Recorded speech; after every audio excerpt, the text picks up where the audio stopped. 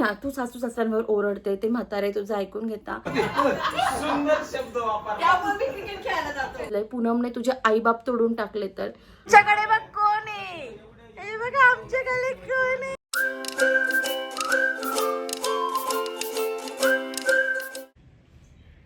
Hello hi नमस्कार आणि welcome to the new blog of the Tanya Nikhil. मी तन्या तुमचं अगदी मनापासून स्वागत करते आपल्या चिकन नवीन ब्लॉग मध्ये विथ माझी गोडुली सखी. केस मागे या.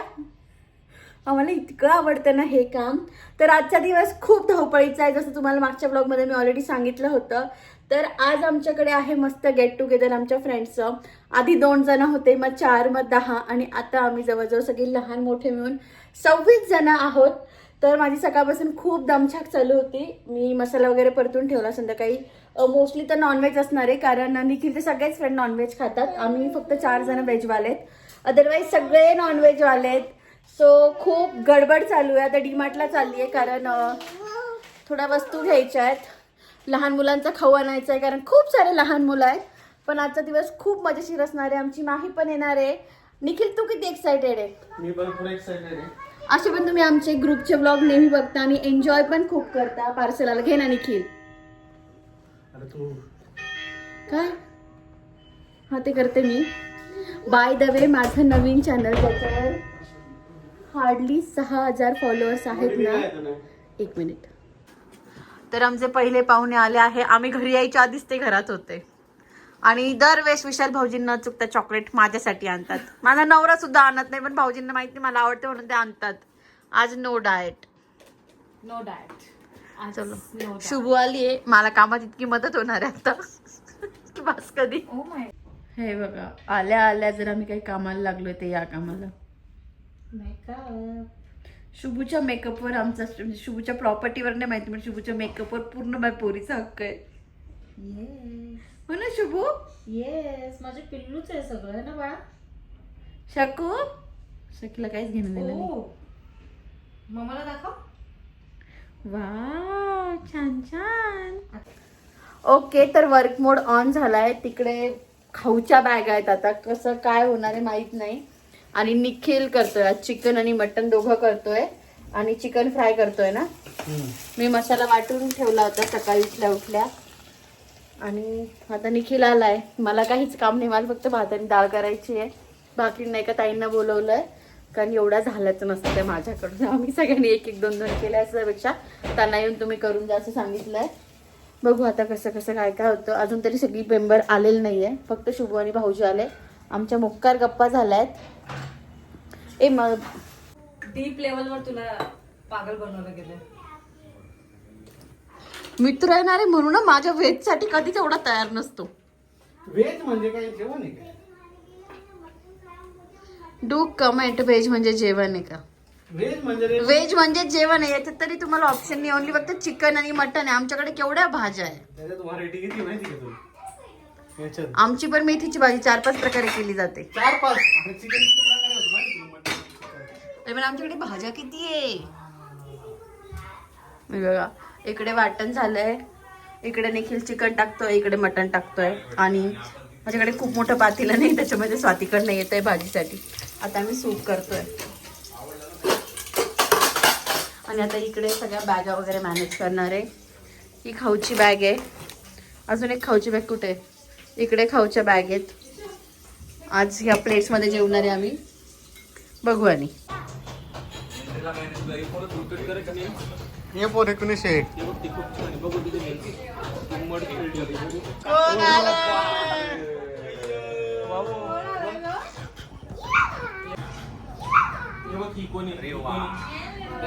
देवा आमच्याकडे बघ कोण आहे. हे बघा आमच्याकडे कोण आहे.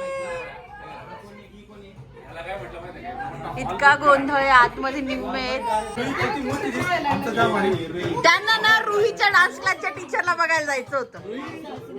हे बाप, रुही कसली दिसतीये. आमचा गोंधळ बघा.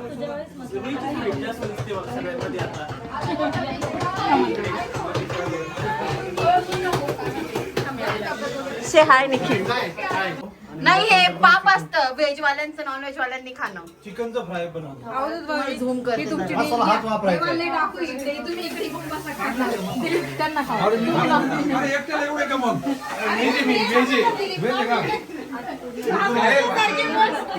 गरीब बाई सगळ्यात आधी जेवली. अरे म्हणलं तर हा आमचा एवढा मोठा गोंधळ चालू होता. लहान मोठे मिळून आम्ही घरात जवळजवळ 26-27 जण होतो. माझ्या किचनमध्ये एवढ्याशा किचनमध्ये एवढी गर्दी तुम्ही पहिल्यांदा बघितली असेल. पण तुम्हाला खरंच सांगते, यांच्या आधी कॉलेजच्या गप्पा चालू होत्या. आम्ही आमच्या गप्पा मारत बसले होतो आणि आम्ही एकत्र बसल्यानंतर तर इतका गोंधळ उडाला होता. जनरली आम्ही सगळे एकत्र आल्यावर माफिया खेळत होतो. पण अतुल भाऊजी सुजल जवळजवळ वर्ष 1.5 वर्षांनी भेटत होते, त्याच्यामुळे आज माफियाला पण टांग दिली होती आणि आम्ही फक्त गप्पा मारत होतो. यांच्या कॉलेजच्या असो किंवा आमच्या एकमेकांच्या नवऱ्यांच्या कंप्लेंट असो, बायकांच्या कंप्लेंट असो त्यांच्याकडनं, मनसोक्त आमच्या अशा गप्पा चालू होत्या आणि खूप मजा मस्ती चालू होती. आणि आमची सगळी चिल्लर पार्टी जागी होती. सगळे गप्पा मारत होते आणि चिल्लर पार्टीने जी मजा केली ना ती नेक्स्ट लेवल होती. आय थिंक प्रत्येकाला आयुष्यात असा ग्रुप हवा ना जिथे तुम्ही मनमोकळे हसू शकता, रडू शकता, काय कंप्लेंट असतील ते सांगू शकतात. आम्ही रात्री जवळजवळ 2:30-3 पर्यंत जागा होतो. त्यानंतर यांना झोपायला अजिबात जागा नव्हती जेंट्सला, सो त्यांना सगळ्यांना शुभूकडे पाठवलं. शुभू ऑलरेडी तयारी करून आली होती. दुसऱ्या दिवशी सकाळी लहान मुलांनी मस्त असं त्यांचं ड्रॉइंग करायला घेतलं होतं. मुळात यांचं सगळ्यांचं एकमेकांशी छान जमलं होतं, त्यामुळे आमचे दिवस खूप छान चालू होते. सगळ्यांनी पेंटिंग काढायची. सखी हा मी स्टार देणार बरं. तू काय करते? थांबणार आहे मी स्टार देणार हा. कोणाच्या पेंटिंगला किती स्टार भेटत्या बघू. तर नाही तू पण छान एक पेज दे तिला. आरवला आपली माहीच पोच देऊ राहिली फक्त.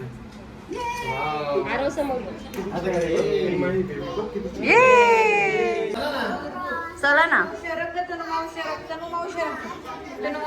चला चला ए चला चला घरातून बाहेर पडा चला.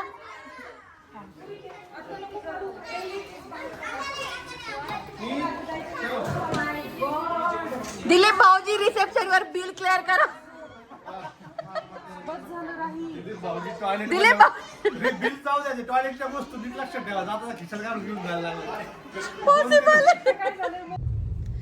Cut to day 2. माहित नाही काल किती शूट केलंय किती नाही, काय झालं. आमची खूप इतकी मजा मस्ती रंगली होती. आम्ही असे भेटत राहतो मध्ये मध्ये, तुम्हालाही माहिती आहे, 1.5 महिन्याने. बट सगळे सर्कल म्हणजे अतुल भाऊजी आल्यामुळे मग असं एकदम अशी प्रॉपर मैफिल रंगली होती. खूप मजा आली. निखिल आणि ते तर कॉलेजचे काय म्हणजे निखिल आणि ते इतके आरडाओरडा करत, ते इतके हसत होते की त्यांना एक पॉईंटला सांगायला लागलं की अरे थांबा. आणि घरात बायका आणि पोरं पण आहेत. त्यांची इतकी अशी छान मस्त चालू होतं जे काही चालू होतं ते. आता सकाळी पण घरात आमच्या इतक्या गोंधळ होतं, पण इतकं भारी वाटत होतं. आणि काहीच काम नव्हतं. प्रत्येक जण काही ना काही आवरत होतं, काही ना काही आवरत होतं. म्हणजे असं जो म्हणतो ना अरे पाहुणे आले घरात काम पडेल, असं काहीच नव्हतं. सगळं धप सटासट सगळं सेट होत होतं. माझ्या घरात कार्यक्रम किंवा गेट टुगेदर असून असं लोडच नाही वाटला. एकदम मस्त मजा आली. पोरांनी तर आमच्या इतकी मजा केली आहे की बस कधी. आता आम्ही सगळे लंचला बाहेर चाललोय आणि सगळ्यात एकच प्रॉब्लेम झाला होता, तो म्हणजे गाड्यांच्या पार्किंगचा. आमच्याकडे 6 गाड्या झाल्या होत्या आणि कुठे काय पार्क करावं, कशा मॅनेज केलं निखिलला माहिती. कारण आमच्याकडे बिल्डिंगचा समोर काम चालू आहे, त्यामुळे गेस्ट पार्किंग टोटली बंद आहे तिथली. त्यामुळे याची त्याची मॅनेज करून अशा कुठे गाड्या लावल्या होत्या. बट झालं सगळं फायनली. आणि आता लंच करतो आणि पुढे तुमच्यासोबत शेअर करतेच मी. सखू मॅडम झोपलाय, कारण सखी पण रात्री जवळजवळ 2:30-3 पर्यंत जागी होती आमच्यासोबत. त्यामुळे आता सगळ्या पोरांना झोपा आल्या आहेत. बट त्यांच्या सगळ्यांचं इतकं जमलं होतं. बिचारा राहिलाच काय, तो त्रास दिला त्यांनी तो दिला, कारण तिच्याशी त्यांची ओळख नाहीये आणि ती खूप अशी सेन्सिटिव्ह आणि एकदम अशी पोलाईट म्हणतो ना आपण, मी हे घेऊ का, मी हे देऊ का. आणि आमची इकडची जनता अशी आहे, हे माझं आहे, हे तुझं आहे, हे रुईचं आहे म्हणजे आरवचं आहे म्हणजे सखीचं आहे, अशा प्रकारे सगळं असतं. बट मजा आली यार. त्यानंतर आम्ही गेलो होतो श्रीकृष्णला. तिथला नाश्ता आम्हाला सगळ्यांना खूप आवडतो. खूप वेगवेगळे प्रकार खाता येतात. आम्ही काय ऑर्डर केलं होतं विचारू नका. अगदी पोटभर मनसोक्त गप्पा मारत छान एन्जॉय केला. पहिल्या दिवशी घरी नॉनव्हेजचा बेत होता. आज सगळं बाहेरचं होतं पण टकाटक होतं. त्यानंतर आम्हाला ग्रुप फोटो काढायचा होतं, पण आम्ही एवढे सगळे एका जागेत मावतच नव्हतो. कसं तरी मॅनेज करून छानसा असा ग्रुप फोटो काढला आणि मस्त गेला होते 2 दिवस. कट टू डे 3 और 4 माहीत नाही. ॲक्च्युली सगळे गेल्यानंतर इतकं घर सुनं सुनं लागत होतं. अजिबात घरात आल्यावर करमत नव्हतं, कारण आधी 2 दिवस प्रचंड गोंधळ होता घरात. बट त्यावर खूप रिॲक्ट पण नाही करता आलं, कारण त्याच दिवशी ना म्हणजे आम्ही तिकडनं येत होतो त्याच दिवशी सगळी जरा अशी नरमलेली होती आणि संध्याकाळी तिचा ताप 102 103 असा होता. ती रात्र आम्ही जागून काढली. दुसऱ्या दिवशी लगेच तिला दवाखान्यात नेलं. तर डॉक्टर बोलले की आता खूप साथ चालू आहे घशाच्या इन्फेक्शनची किंवा ते हँड फूट माउथ जे काही आहेत ते डेंग्यूची वगैरे. त्याच्यामुळे त्यांनी सगळं बघितलं. तिला थोडे असे रॅशेस वगैरे पण होते. सो ते बोलले आपण एक दिवस वाट बघू आणि बघू कसं कसं काय काय होतं. तर सगळी दुसऱ्या दिवशी पण पूर्ण झोपून होती. तिला असं झालं होतं की काय करू, म्हणजे ती फक्त पडून होती. तिला काही खायचं प्यायचं नव्हतं. लिटरली मी तिला कॅडबरी पण हातात दिली होती, तिला खूप आवडते पण मी तिला देत नाही.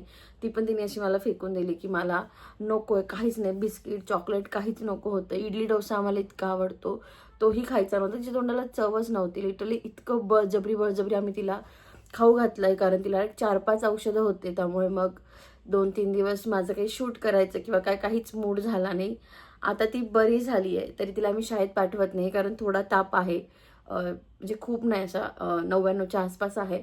पण नको लहान मुलांना, बाकीच्या मुलांना पण उगाचच इन्फेक्शन, म्हणून आम्ही तिला काही शाळेत पाठवलं नाही. नाही तर तिचं रोज सकाळी चालू आहे की चल ना स्कूलला.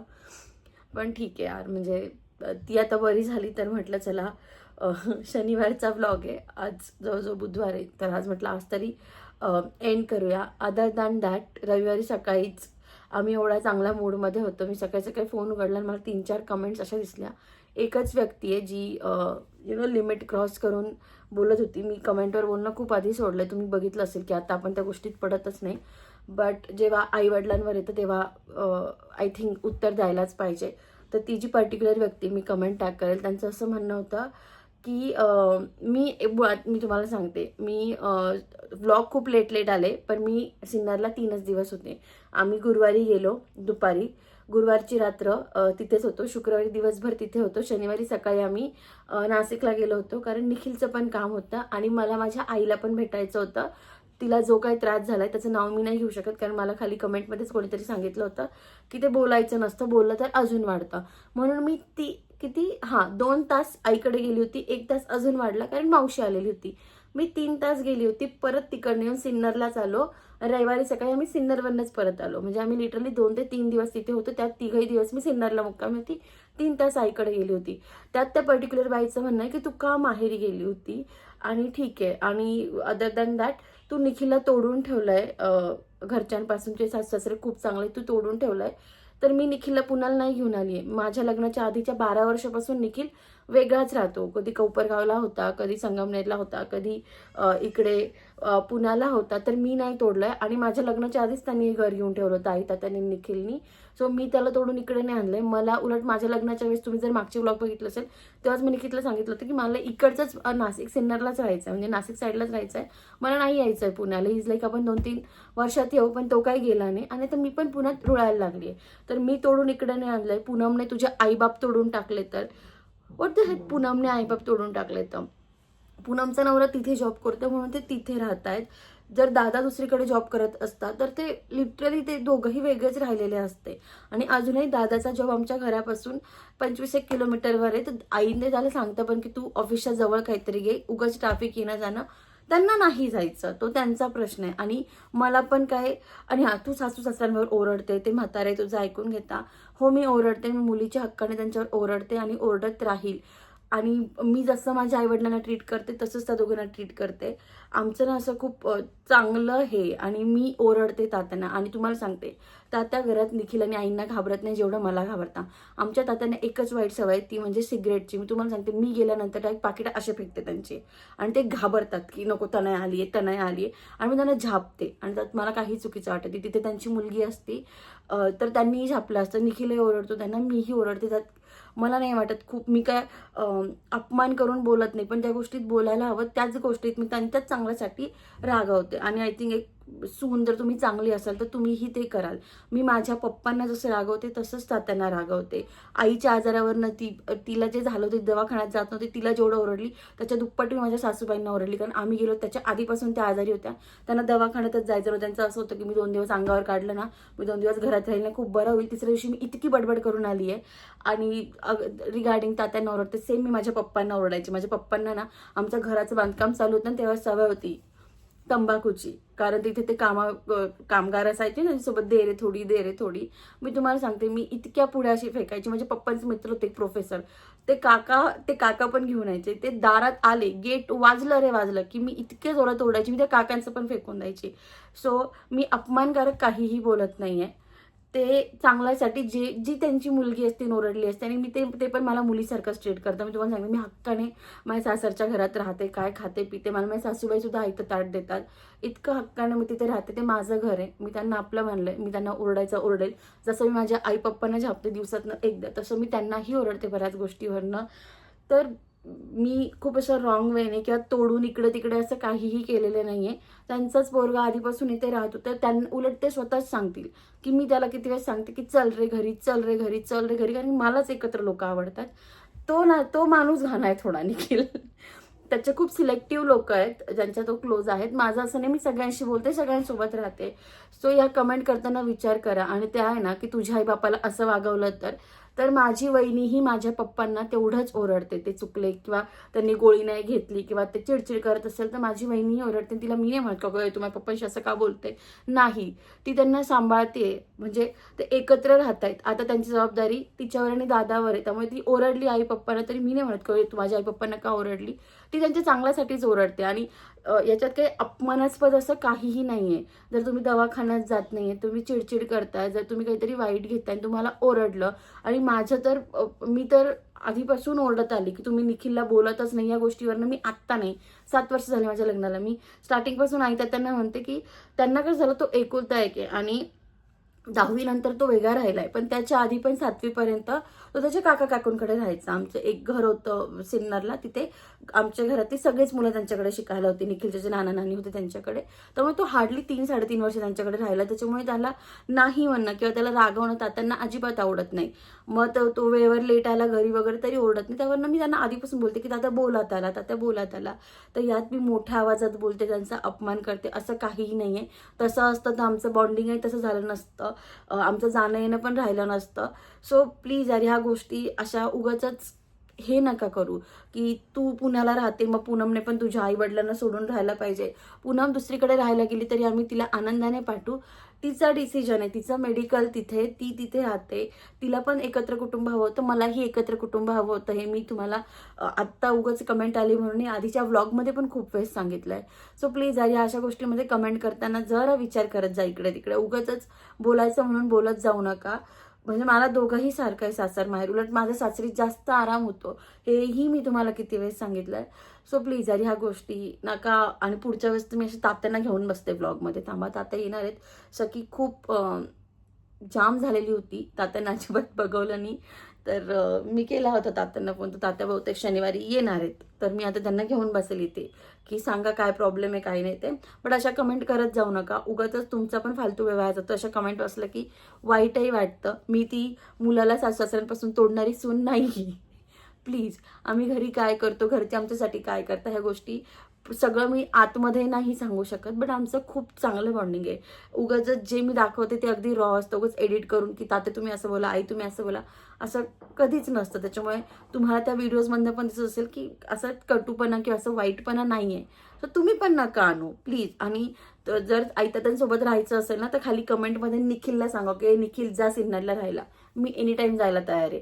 कारण उलट तिथे तुम्ही बघितलं तिथे काहीच नसतं, तिथे मी आरामशीर असते. कधीतरी संध्याकाळचा स्वयंपाक माझ्याकडे येतो. सो मला का नाही राहायला आवडणार. निखिल लग्नानंतर पुण्यात राहत होता तेव्हा पण मी सिन्नरला एकटी राहायची आईतात्यांसोबत, तेव्हा पण माझे तसेच लाड होते. सो यश इतकंच बोलते. उगाच मला अजिबात आवडत नाही त्या फालतू गोष्टींवर बोलायला. पण उगाच तुम्ही ही गोष्ट त्या गोष्टीशी कम्पेअर करतात. मला माझे आईवडील सासू-सासरे सगळे सारखे आहेत आणि मी सगळ्यांना समान ट्रीट करते, सगळ्यांचे लाडही करते, सगळ्यांना रागवते पण. सो प्लीज, इवन वहिनीचे पण लाड करते, वहिनीला पण रागवते. तर प्लीज अशा गोष्टी नका आणत जाऊ मध्ये मध्ये. इतका छान व्लॉग होता तुमच्यामुळे मला शेवटी ती पर्टिक्युलर व्यक्ती तिच्यामुळे मला शेवटी एवढं 8 मिनिटाचं बोलावं लागलं. चला व्लॉग इथेच फिनिश करते. आय होप तुम्हाला आमची मस्ती आवडली असेल तर do like share and subscribe. Please subscribe करा. लवकर 100 केला जायचं आहे. आणि येस, इथपर्यंत आलाचा हा तर छोटा हट्ट बनत आहे. आणि तुम्हाला आजच्या सगळ्या व्लॉगमध्ये काय आवडलं तेही खाली कमेंटमध्ये सांगायला विसरू नका. चला बाय.